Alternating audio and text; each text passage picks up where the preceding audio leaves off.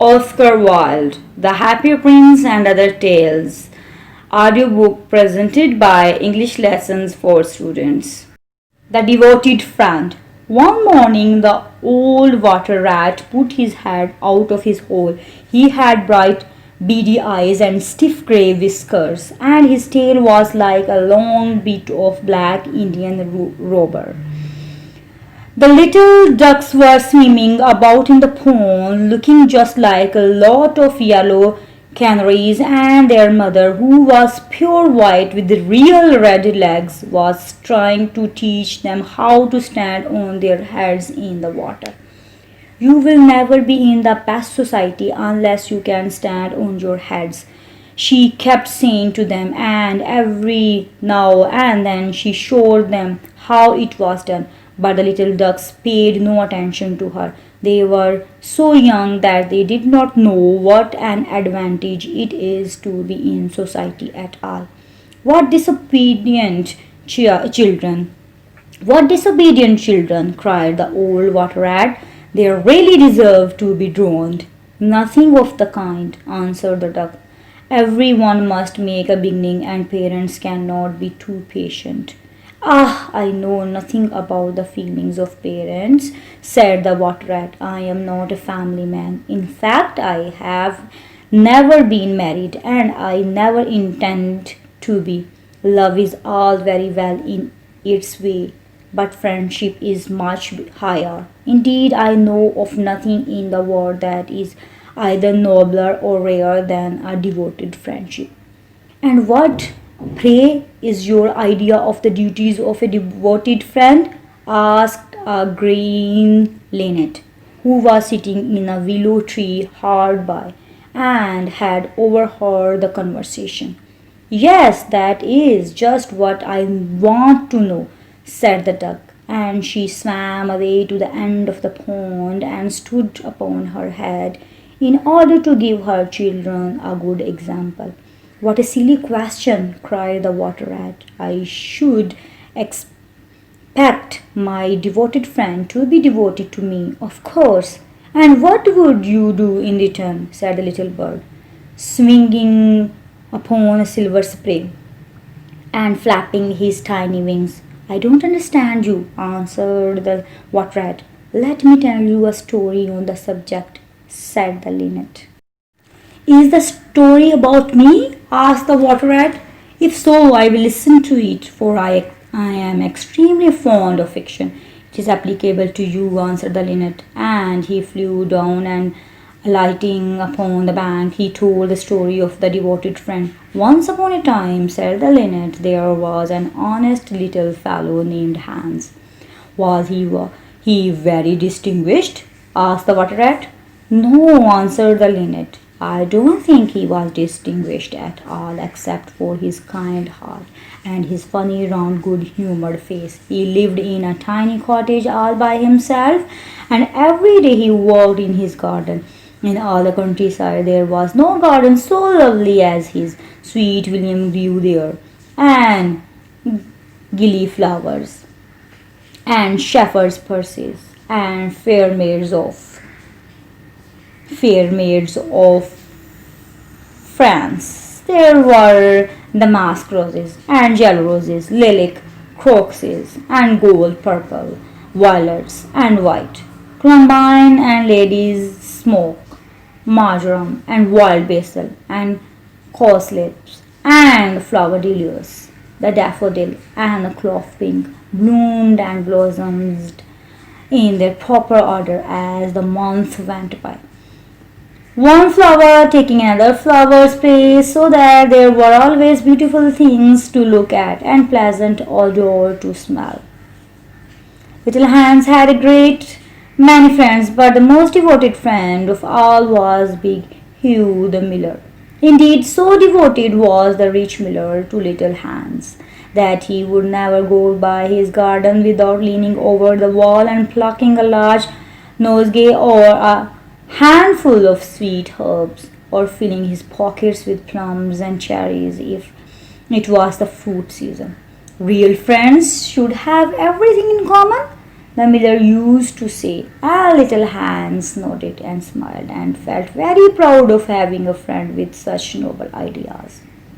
Sometimes, indeed, the neighbors thought it strange that the rich miller never gave little Hans anything in return, though he had 100 sacks of flour stored away in his mill, and 6 milch cows, and a large flock of woolly sheep. But Hans never troubled his head about these things, and nothing gave him greater pleasure than to listen to all the wonderful things the miller used to say about the unselfishness of true friendship.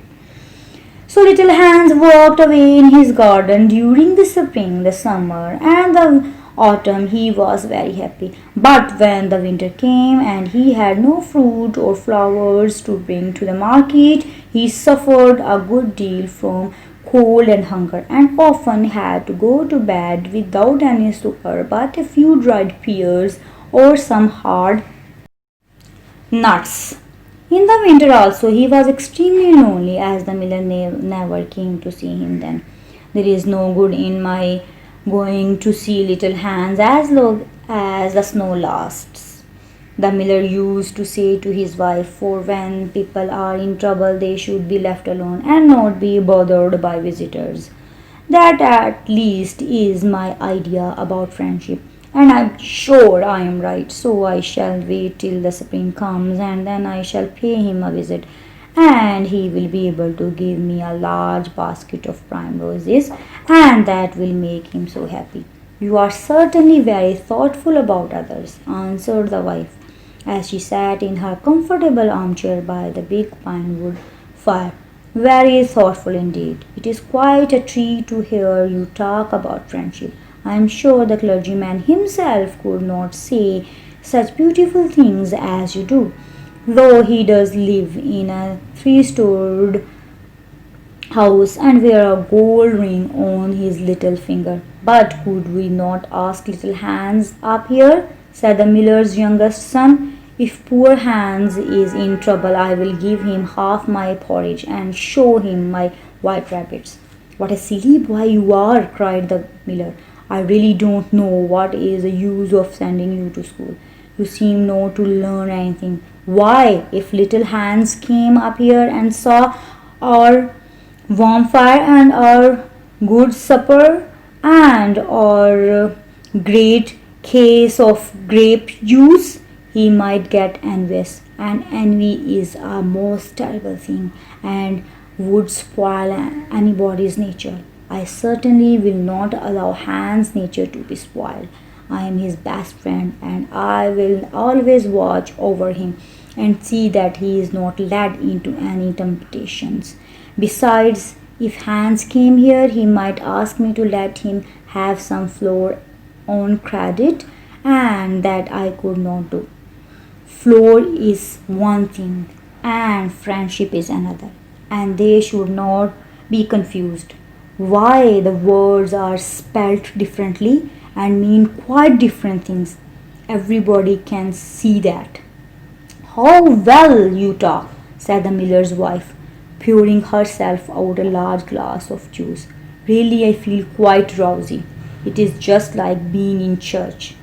Lots of people act well, answered the miller, but very few people talk well, which shows that talking is much the more difficult thing of the two, and much the finer thing also.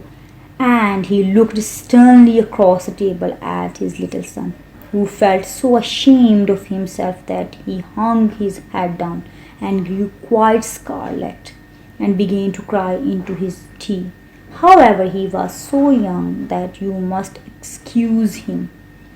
However, he was so young that you must excuse him.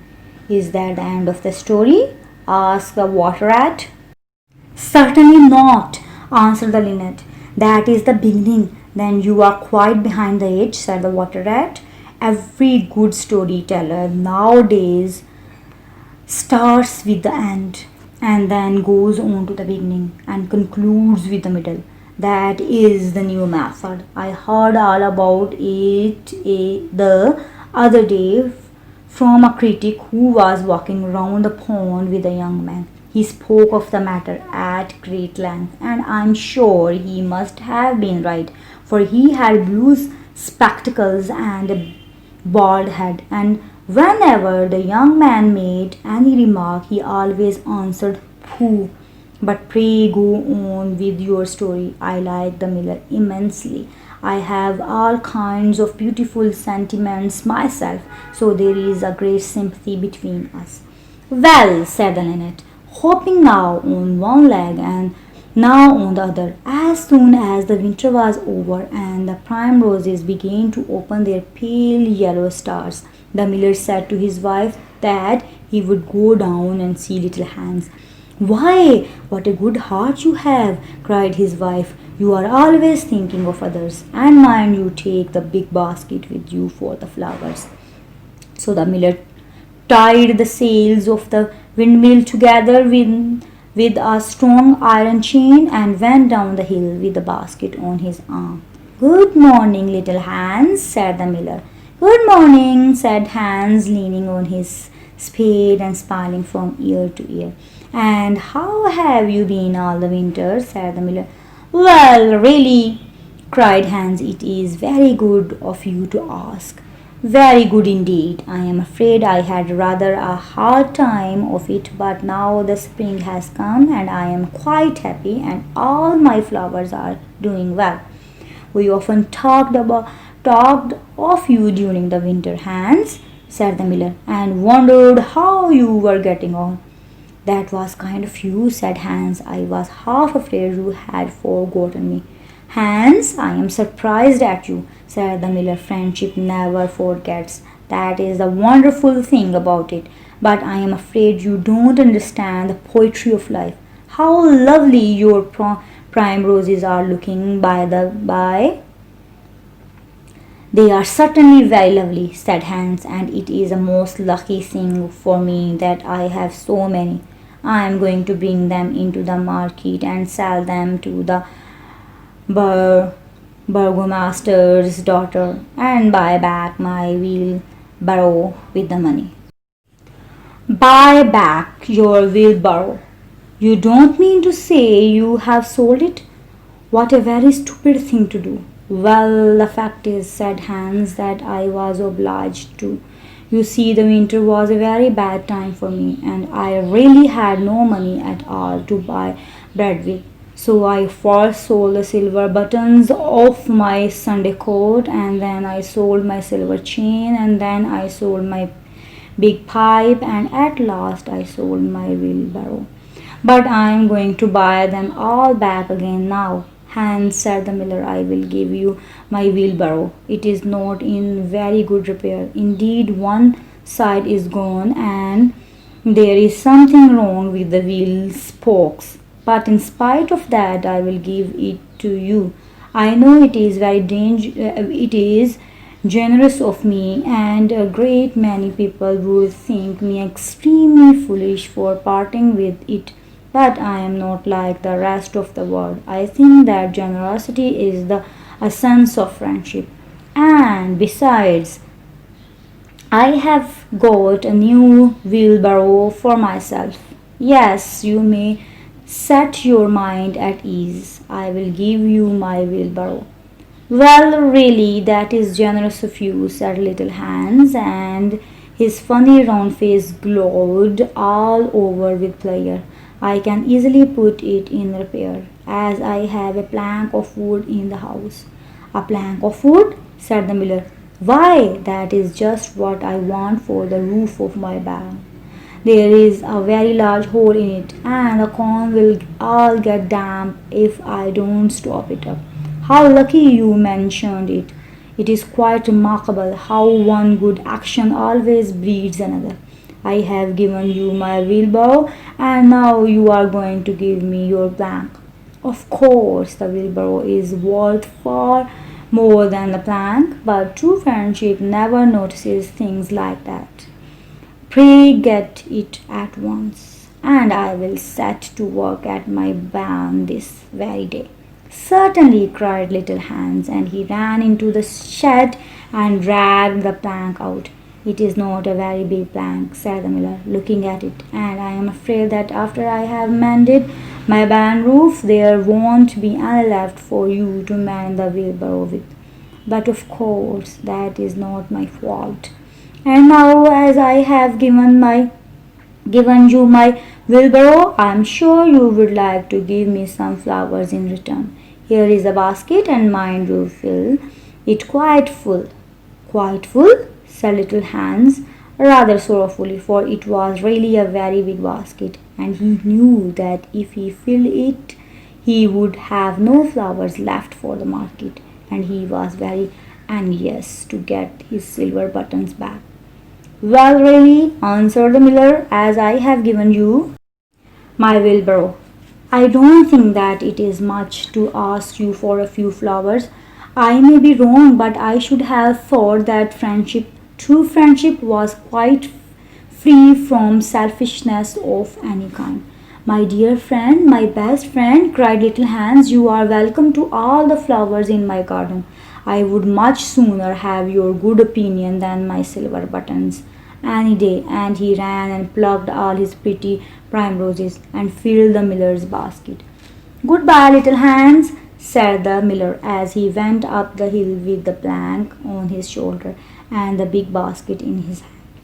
"Goodbye," said little Hans, and he began to dig away quite merrily. He was so pleased about the wheelbarrow. The next day he was nailing up some honeysuckle against the porch when he heard the miller's voice calling to him from the road. So he jumped off the ladder and ran down the garden and looked over the wall. Here was the miller with a large sack of flour on his back. "Dear little Hans," said the miller, "would you mind carrying this sack of flour for me to market?" "Oh, I am so sorry," said Hans, "but I am really very busy today. I have got all my creepers to nail up, and all my flowers to water, and all my grass to roll." "Well, really," said the miller, "I think that, considering that I am going to give you my wheelbarrow, it is rather unfriendly of you to refuse." "Oh, don't say that," cried little Hans. "I wouldn't to be unfriendly for the whole world." And he ran in for his cap and trudged off with the big sack on his shoulders. It was a very hot day, and the road was terribly dusty, and before Hans had reached the 6th milestone, he was so tired that he had to sit down and rest. However, he went on bravely, and at last he reached the market. After he had waited there some time, he sold the sack of flour for a very good price, and then he returned home at once, for he was afraid that if he stopped too late he might meet some robbers on the way.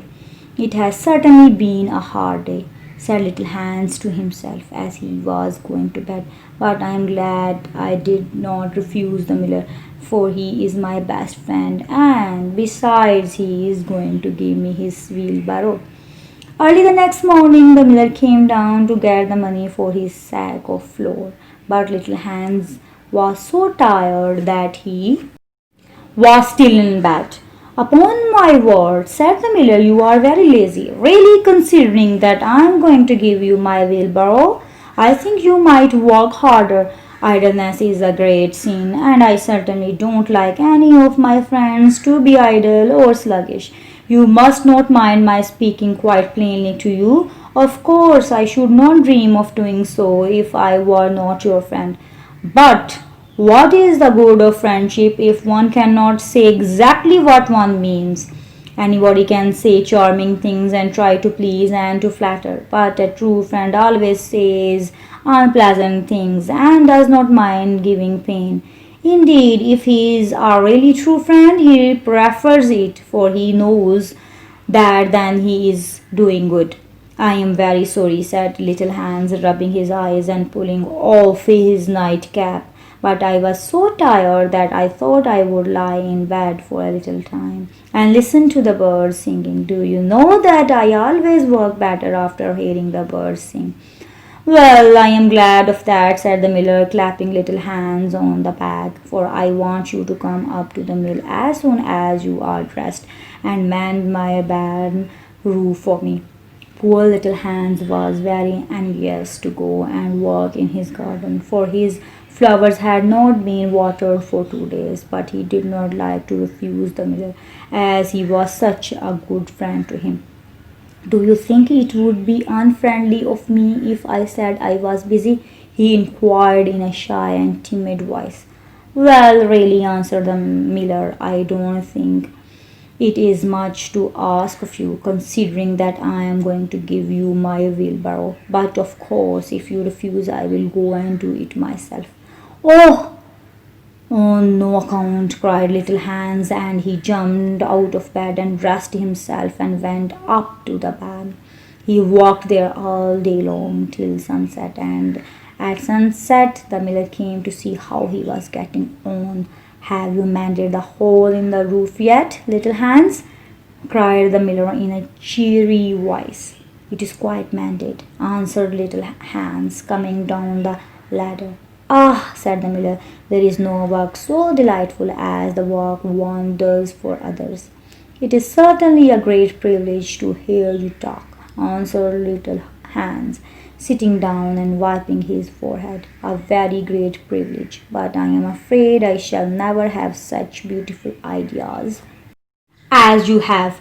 Oh, they will come to you, said the miller, but you must take more pains. At present, you have only the practice of friendship. Some day you will have the therapy also.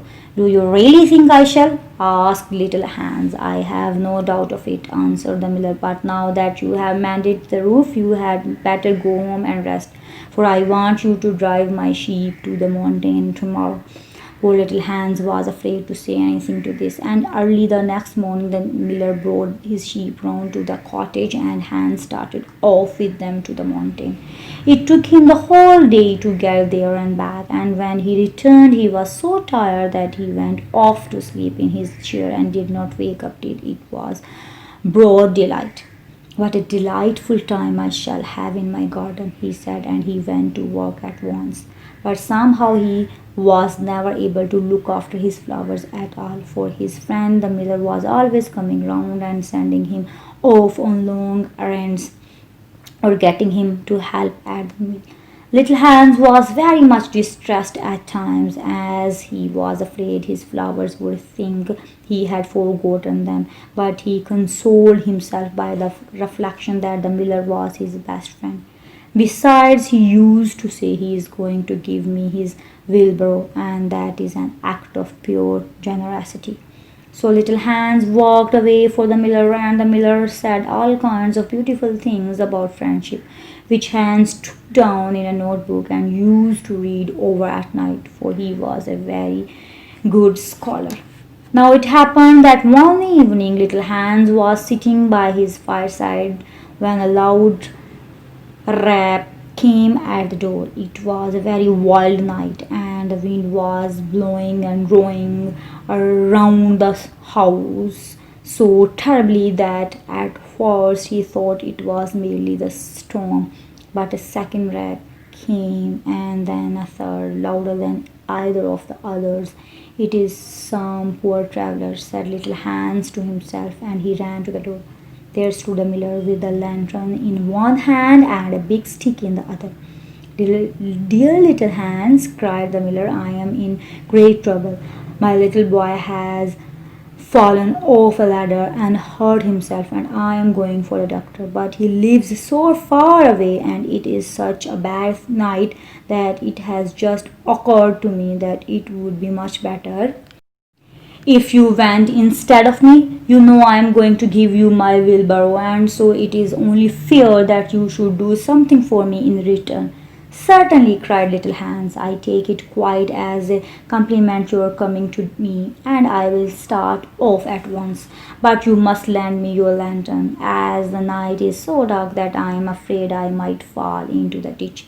I am very sorry, answered the miller, but it is my new lantern, and it would be a great loss to me if anything happened to it. Well, never mind, I will do without it, cried little Hans, and he took down his great fur coat and his warm scarlet cap and tied a muffler round his throat and started off. What a dreadful storm it was! The night was so black that little Hans could hardly see, and the wind was so strong that he could scarcely stand. However, he was very courageous, and after he had been walking about 3 hours, he arrived at the doctor's house and knocked at the door. "Who is there?" cried the doctor, putting his head out of his bedroom window. "Little Hans, doctor." "What do you want, little Hans?" "The miller's son has fallen from a ladder and has hurt himself, and the miller wants you to come at once." "All right," said the doctor, and he ordered his horse and his big boots and his lantern and came downstairs and rode off in the direction of the miller's house. Little Hans trod trudging behind him, but the storm grew worse and worse, and the rain fell in torrents, and little Hans could not see where he was going or keep up with the horse. At last he lost his way and wandered off on the moor, which was a very dangerous place, as it was full of deep holes, and there poor little Hans was drowned. His body was found the next day by some gothers floating in a great pool of water, and was brought back by them to the cottage. Everybody went to little Hans' funeral, as he was so popular, and the miller was the chief mourner. "As I was his best friend," said the miller, "it is only fair that I should have the best place." So he walked at the head of the procession in a long black cloak, and every now and then he wiped his eyes with a big pocket handkerchief. "Little Hans is certainly a great loss to everyone," said the blacksmith when the funeral was over and they were all seated comfortably in the inn, drinking grape juice and eating sweet cakes. "A great loss to me at any rate," answered the miller. "Why, I had as good as given him my wheelbarrow, and now I really don't know what to do with it. It is very much in my way at home, and it is in such bad repair that I could not get anything for it if I sold it. I will certainly take care not to give away anything again. One always suffers for being generous." "Well," said the water rat after a long pause. "Well, that is the end," said the lantern. "But what became of the miller?" asked the water rat. "Oh, I really don't know," replied the lantern, "and I am sure that I don't care. It is quite evident then that you have no sympathy in your nature," said the water rat. "I am afraid you don't quite see the moral of the story," remarked the lantern. "The what?" screamed the water rat. "The moral? Do you mean to say that the story has a moral?" "Certainly," said the lantern. "Well, really," said the water rat in a very angry manner, "I think you should have told me that before you begin. If you had done so, I certainly would not have listened to you. In fact, I should have said pooh like the critic. However, I can say it now." So he shouted out pooh at the top of his voice, gave a whisk with his tail, and went back into his hole. "And how do you like the water rat?" asked the duck, who came paddling up some minutes afterwards. "He has a great many good points, but for my own part I have a mother's feelings, and I can never look at a confirmed bachelor without the tears coming into my eyes." "I am rather afraid that I have annoyed him," answered the lantern. "The fact is that I told him a story with a moral." "Ah, that is always a very dangerous thing to do," said the duck, "and I quite agree with her." Thanks for listening. For new videos, don't forget to subscribe my channel. And if you like my videos, please share and like.